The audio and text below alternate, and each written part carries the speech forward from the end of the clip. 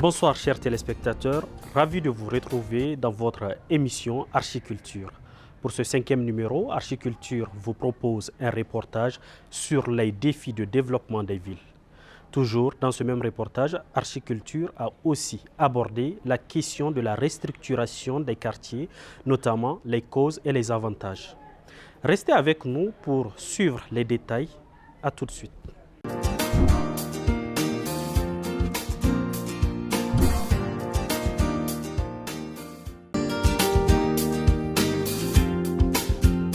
Les villes se modernisent et s'adaptent au contexte de l'environnement dans lequel elles évoluent.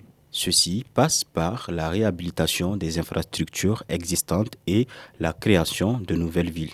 Dans les villes nigériennes, certains quartiers, de par leur positionnement ou leur ancienneté, se trouvent en situation difficile avec l'expression des besoins de population.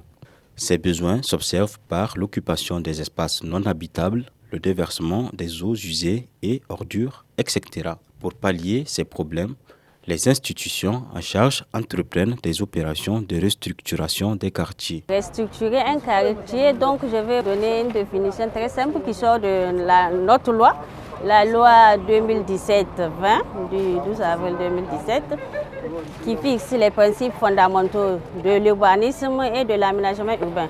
Et dans cette loi, restructurer un quartier, c'est une activité qui sert à redresser le tissu urbain. C'est-à-dire, on ouvre des voies, on fait les installations des équipements d'infrastructure et aussi on peut démolir les bâtiments qui sont dans des zones non appropriées. Par exemple, les zones non à identifier, comme on dit, ou bien des zones à risque, tout ce qui est insécurité, ou bien que ce soit des risques naturels ou bien artificiels. Donc ça, c'est déjà interdit par la loi, mais au cas où les gens s'installent, quand on fait une opération de restructuration, on profite pour les évacuer. Par le passé, le ministère de l'Urbanisme et du Logement a mis en œuvre des opérations de restructuration de quartiers dans certaines localités. Pour dire qu'un quartier mérite d'être restructuré, donc il y a plusieurs indices. Par exemple, quand il y a trop d'insalubrité, non seulement les ordures, il y en a de trop, et problème d'assainissement au niveau des caniveaux, il n'y a pas les problèmes d'inondation, l'évacuation des eaux pluviales pose un problème, ou bien c'est une zone sous-densifiée. Sous-densifiée, ça veut dire qu'il y a trop de population dans un espace restreint. Ou bien, comme je dis, si c'est une zone occupée spontanément, non planifiée, ou bien une zone non aedificandi. Tous ces petits indices qui donnent des mauvaises conditions de vie à la population. C'est ça qui amène à ce que le technicien, l'État ou bien les collectivités décident. C'est surtout, il faut dire qu'une opération de restructuration, elle est initiée soit par l'État, soit la collectivité territoriale. Donc c'est en voyant ces petits signes-là, c'est ça qui nous amène à initier cette opération de restructuration dans un quartier bien précis. Aujourd'hui, le ministère travaille sur un projet qui consiste à restructurer certains quartiers de Niamey. Le ministère, dans le passé, par exemple dans les années 1989, comme ça, il y avait eu la restructuration du quartier Yantalaba. Oui. Donc on a restructuré le quartier Yantalaba, on a relogé ceux qui ont été déplacés. Il y avait même une zone d'extension qui a été faite.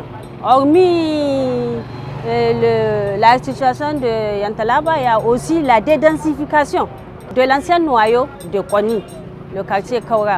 Donc c'est les principales opérations de restructuration que le ministère a fait.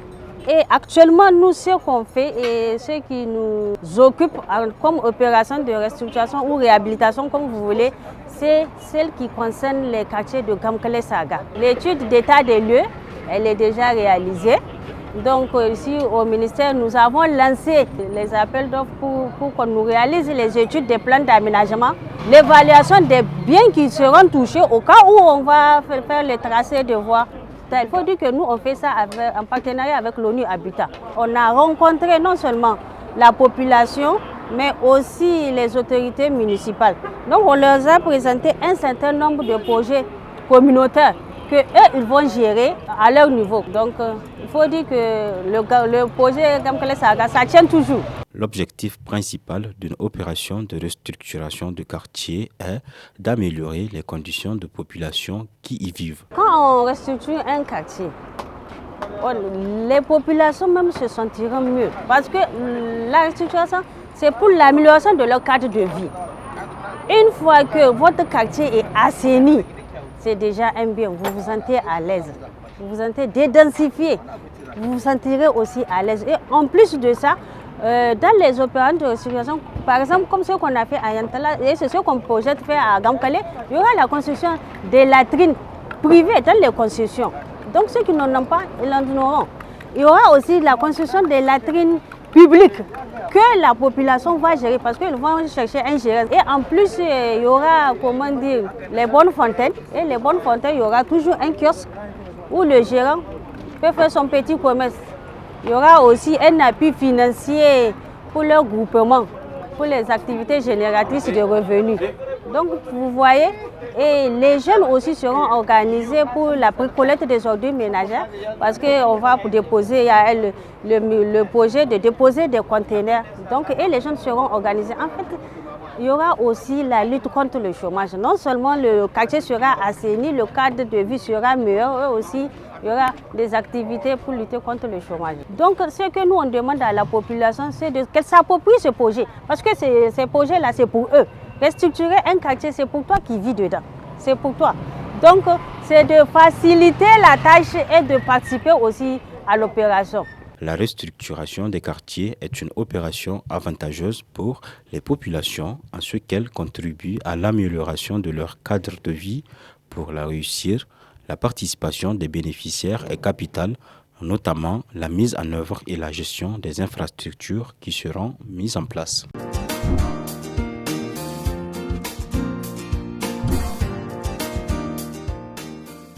Place à présent à la rubrique Conseils pratiques. Pour ce numéro, nous vous proposons une présentation du domaine de l'architecture et du métier de l'architecte. Allons donc à la découverte de ce domaine.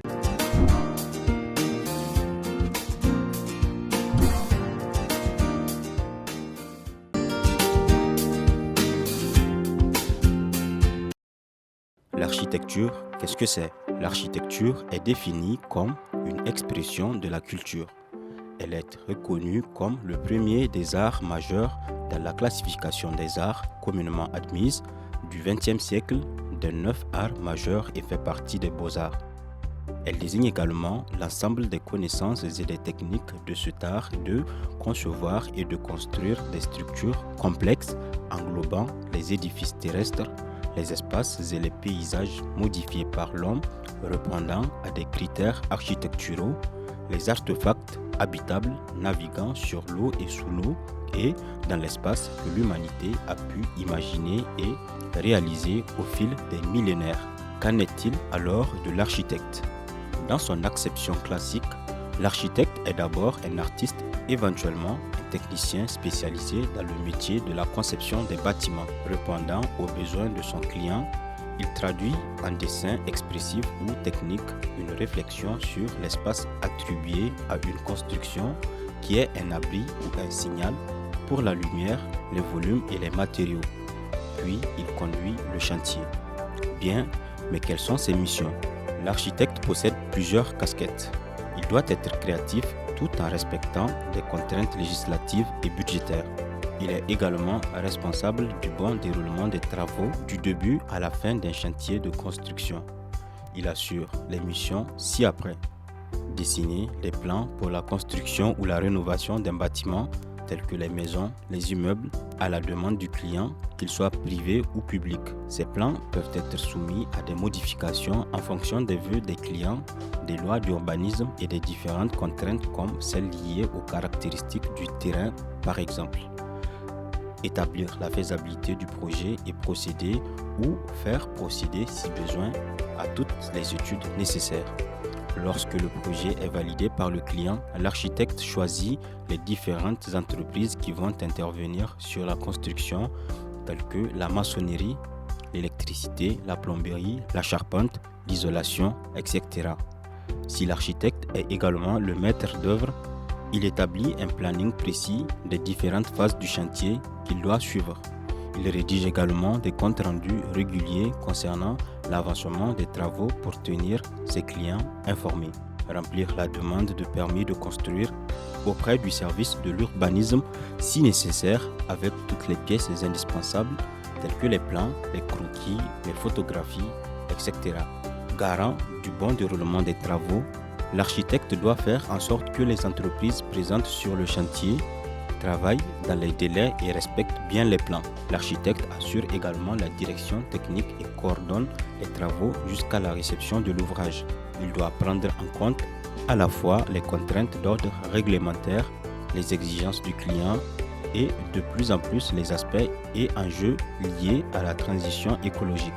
Grâce à une très bonne connaissance des textes réglementaires et des innovations technologiques dans le secteur du bâtiment, l'architecte est à même de conseiller ses clients dans la réalisation de leur futur logement en respectant leur budget et les normes en vigueur.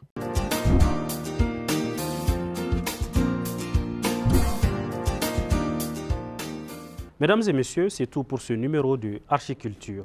Merci de l'avoir suivi. Le rendez-vous est pris dans 2 semaines pour un nouveau numéro de Archiculture. Vous pouvez aussi révisionner ce numéro à travers nos plateformes en ligne qui s'affichent en bas de votre écran et aussi sur la radio Challenge FM via son application qui est désormais disponible sur Play Store. Merci et au revoir.